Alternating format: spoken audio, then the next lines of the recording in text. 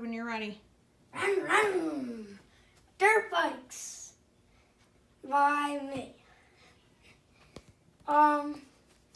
The different kinds of dirt bikes is a Honda, KTM, Suzuki, Yamaha, and Kawasaki.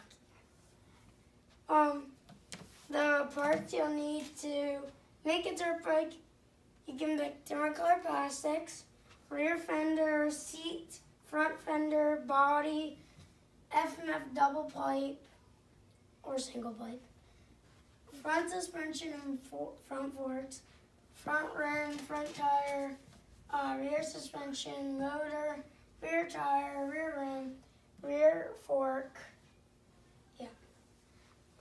And then, other parts they are gonna need.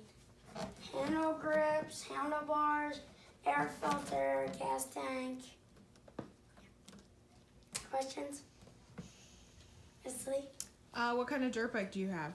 I have a KTM 65.